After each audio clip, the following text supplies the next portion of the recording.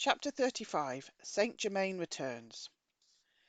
The upheavals of the early 20th century convinced many people of that era that the Judgment Day was at hand. Many Christians and mystics anticipated an imminent second coming of Christ. True to prophecy, it came. Heralding Jesus' second coming was the resurrected Count of Saint Germain, the mysterious Brotherhood agent of the 18th century whose activities we followed in chapter 26. After Saint Germain's reported death in 1784, he was made to seem physically immortal. In the early 1930s, a man named Guy Warren Ballard claimed that Saint Germain had spoken to him on a mountain in California. That conversation gave birth to an interesting new branch of the Brotherhood that would not only sponsor the return of Saint Germain, but also the reappearance of Jesus Christ. Guy Warren Ballard was a mining engineer. In 1930, he went on a business trip to Mount Shasta in Northern California.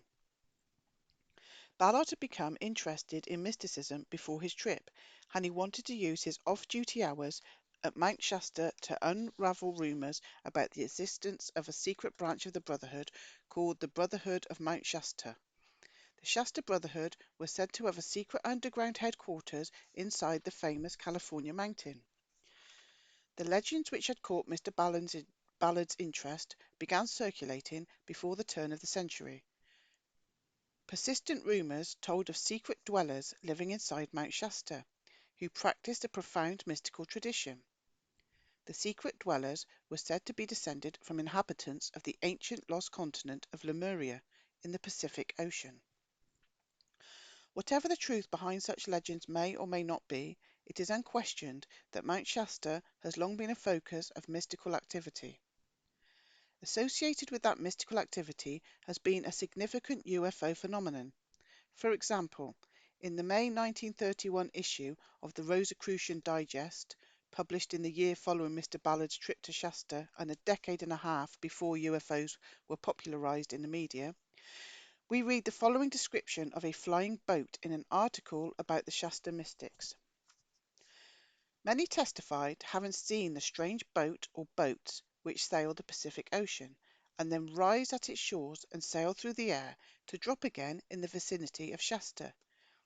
The same boat was seen several times by the officials employed by the cable station located near Vancouver, and the boat has been sighted as far north as Aleutian Islands. According to the same article, the boat has neither sails nor smokestacks. Against this background, Mr. Ballard's experience on Mount Shasta takes on added significance.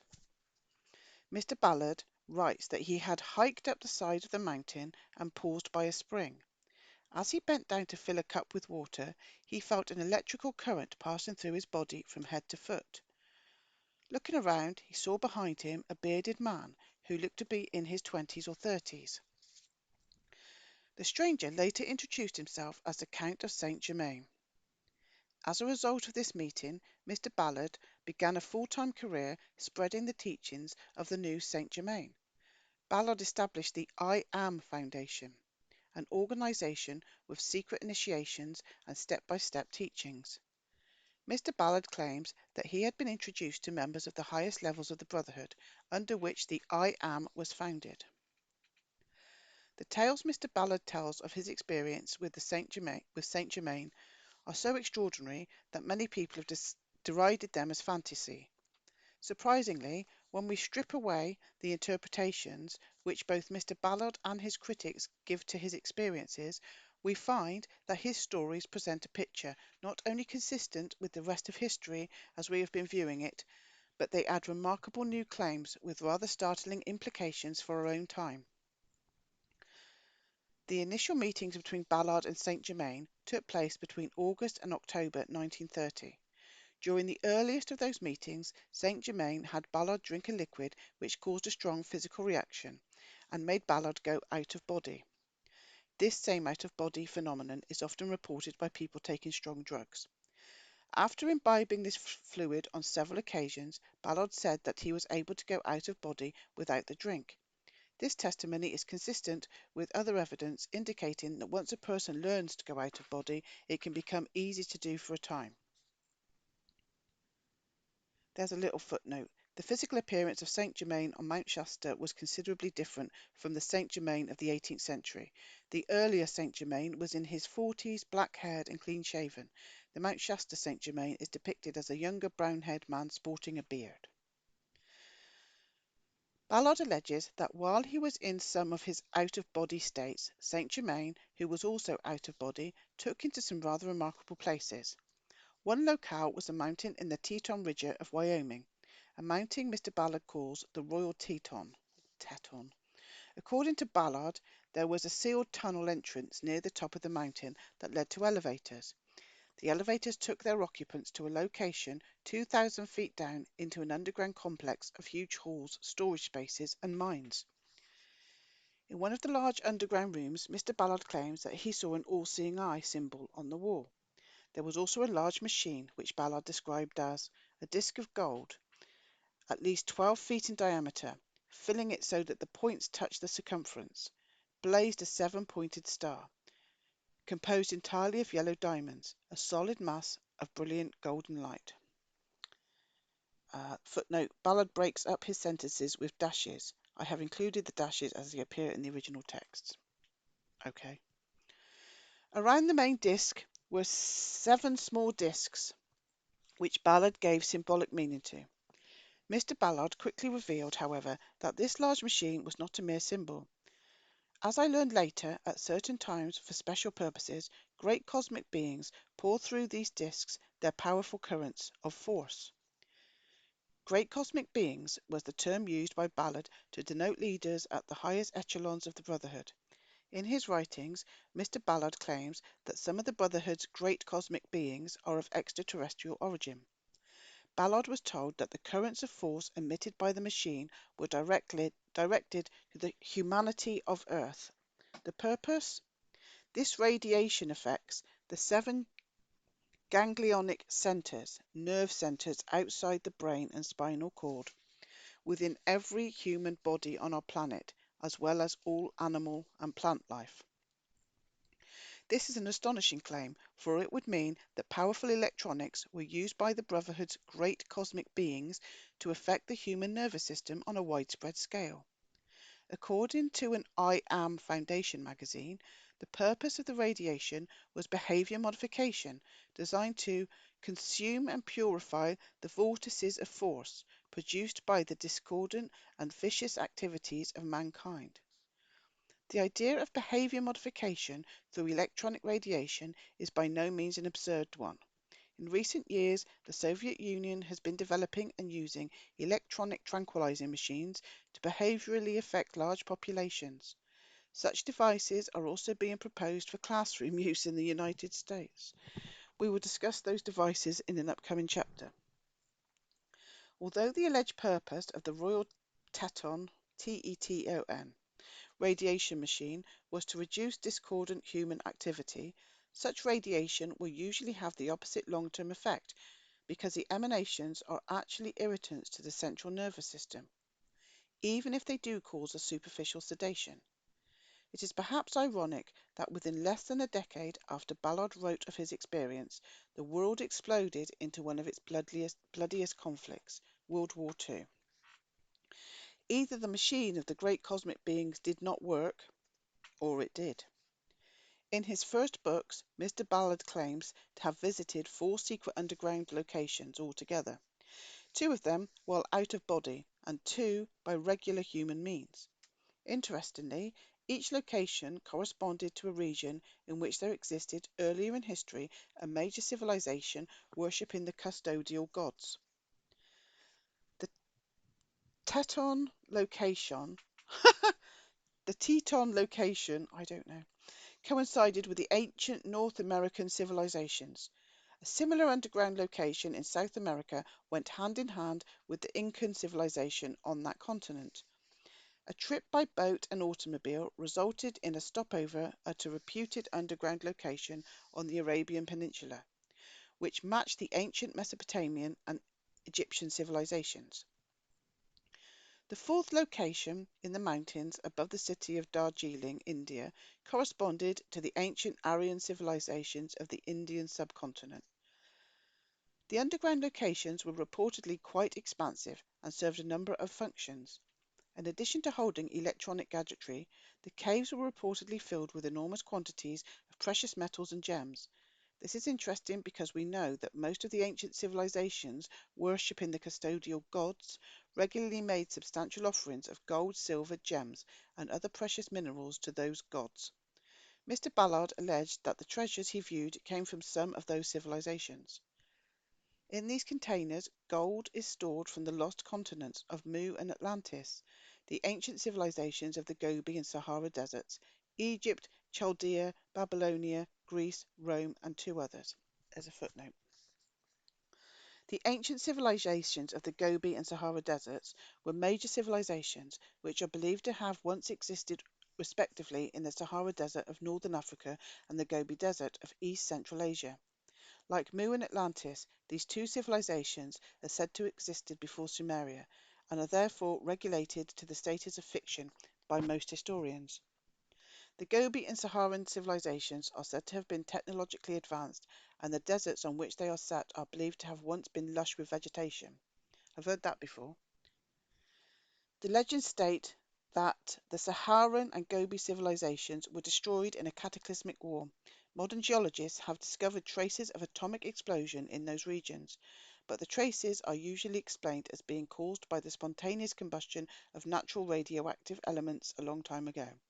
Others believe that the traces are far more likely the result of atomic weapons used thousands of years ago, which destroyed the ancient civilization and surrounding vegetation, causing the areas to become deserts. It has generally been assumed by historians that the ancient offerings went to the priest class.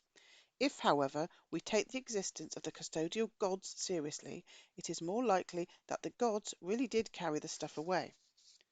Mr. Ballard's testimony would indicate that a great many of the precious stones and metals were stored by the gods in inaccessible underground locations on Earth, perhaps to help finance custodial activities and to keep the corrupted Brotherhood functioning. Precious metals and stones are expensive largely because of artificial scarcity. When Cecil Rhodes developed his near monopoly on diamond mining in southern Africa, he was able to maintain the high price of diamonds by creating a very rigid channel through which his diamonds were sold. This is still true of the diamond trade today. According to Mr. Ballard, the ascended masters of the Brotherhood intended to keep precious metals and gems scarce. Said Mr. Ballard, if all this gold were to be released into the outer activity of the world, it would compel sudden readjustment in every phase of human experience. At present, it would not be part of wisdom. Saint Germain reportedly stated that the huge quantities of gold and treasure would be released into the outer world when mankind had transcended it, unbridled selfishness.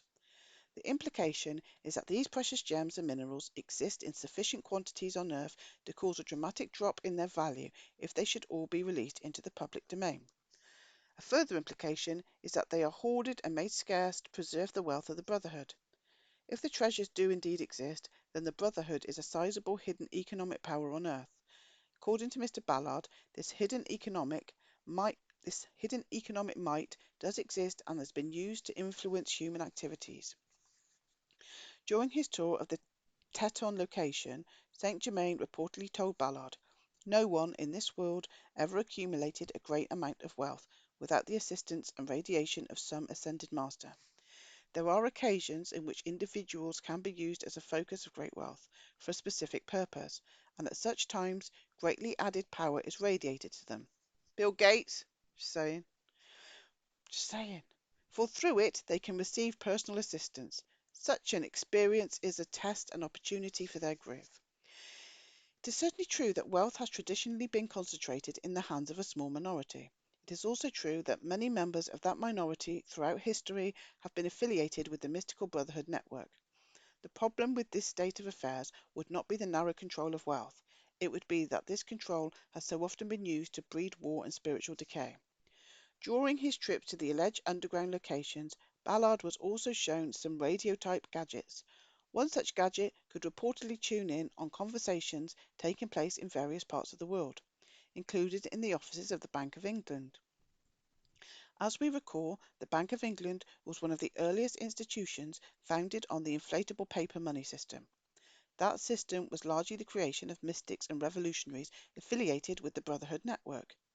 The Bank of England was continued to be a principal centre of that system up until today. The alleged eavesdropping capability of Mr. Ballard's ascended masters is therefore remarkable because it would indicate a direct monitoring of a principal central bank in the international paper money system by top echelons of the Brotherhood. This becomes even more interesting in the next chapter when we consider the assistance that the Bank of England's director, Montague Norman, gave to Adolf Hitler and the German Nazi movement during the very time that this electronic snooping was reportedly occurring. Earlier in this book, we noted the large-scale destruction of irreplaceable religious and historical records in the Eastern and Western hemispheres by zealous Christians. Historians have been able to piece together much of human history anyway. But is that history complete? According to Mr. Ballard, it is not. Mankind lost additional records to Brotherhood leaders, who had deliberately removed and hidden the writings. Ballard claims that he saw some of those ancient historical works inside the underground mountain complex north of Darjeeling, India. He added that the records would not be released to the human race until the Ascended Masters so ordered. These records are not brought forth into the use of the outer world at the present time because of lack of spiritual growth and understanding of the people. The race has a relentless and critical feeling. That is a very destructive activity. The Ascended Masters of the Great White Brotherhood have always foreseen such destructive impulses and have withdrawn all important records of every civilization and preserved them, then left the less important to be destroyed by the vicious impulse of the Vandals. If true, the above quote is a stunning admission. Mankind's lack of spiritual growth has been caused by the very organizations to which these alleged ascended masters belong. It was the Brotherhood that turned spiritual knowledge into incomprehensible symbols, unfathomable mysteries, superstitious rites, savage apocalypticisms, and all of the other ills which ensue therefrom. In such circumstances, it is not surprising that human beings would experience a relentless and critical feeling. The solution of withholding knowledge would certainly not correct those human deficiencies. Such a solution can only deepen the problem. The claim that important records must be hidden to prevent their destruction is spurious. In Ballard's day, book printing was a well-established art. Any important records could be easily duplicated and mass-produced with the originals safely stored away. If needed, such hidden records existed. We must conclude that the only purpose for hiding them was to keep mankind ignorant about the past. The I Am movement, created by Mr. Ballard, preached a Judgment Day philosophy and strong anti-communism. Despite attacks from the press and US government, the I Am movement attracted a large following during the late 1930s and early 40s. The I Am taught that communism was the final evil in the world and that it would soon be destroyed by the Ascended Masters. Interestingly, no mention was made of Nazism, which was rapidly growing in Germany at the time. The Ascended Masters and their followers were clearly political creatures. According to Mr. Ballard, members of the Brotherhood were deeply involved in espionage and police organizations in the 1930s. Brotherhood members reportedly served in the American Secret Service, and Mr. Ballard claims that he had met agents of the French Secret Service, France's national intelligence organization, who were members of the Brotherhood and who called themselves Brothers of Light. As if the reappearance of Saint Germain in 1930 was not enough, the I Am movement hosted another most distinguished speaker, Jesus Christ. Jesus was a featured guest in New York on October 24, 1937, and in Oakland, California on February 15, 1939. Whether this Jesus was actually a person claiming to be Christ, or was simply Mr. or Mrs. Ballard acting as mediums to channel the spirit voice of Jesus, I have not been able to discover. Whichever it may have been, may I respectfully submit that this was as bona fide a second coming of Jesus as the custodial religions would probably ever deliver. This second coming in the 1930s was sponsored by the same Brotherhood network which had sponsored and betrayed Jesus centuries before, and which has kept alive apocalyptic teachings predicting Jesus' return ever since. Naturally, this newest second coming did not result in 1,000 years of peace and spiritual salvation. It merely helped set the stage for World War II. The I Am movement died down rather quickly after its peak in the 1940s. It is quite small today. Footnote: The I Am has inspired several splinter groups. One such group is the Summit Lighthouse, which is currently the largest of the I Am groups.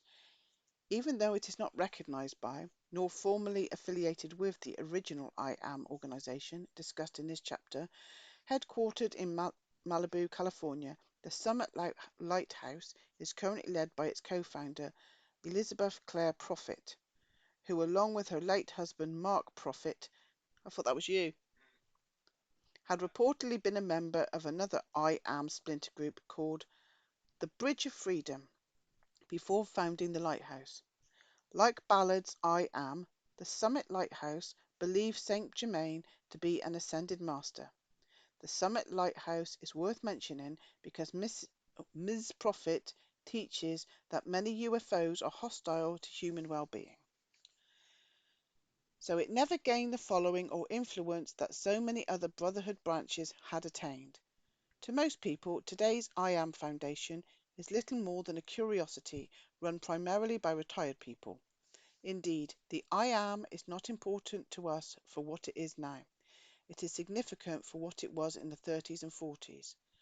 Was Ballard's I Am Foundation the concoction of blatant spiritual quacks offering a homebrewed spiritual elixir to people seeking a ray of hope in a world gone awry? Or did Mr. Ballard really meet someone that afternoon in 1930 on Mount Shasta? Was the I Am simply a bit of mystical razzle-dazzle designed to make money for the Ballard family, as critics have maintained? Or did Mr. Ballard's reported experience offer a rare glimpse into some of the activities of the Brotherhood in the 20th century? It is a pity that Mr. Ballard is not here today to make his confession.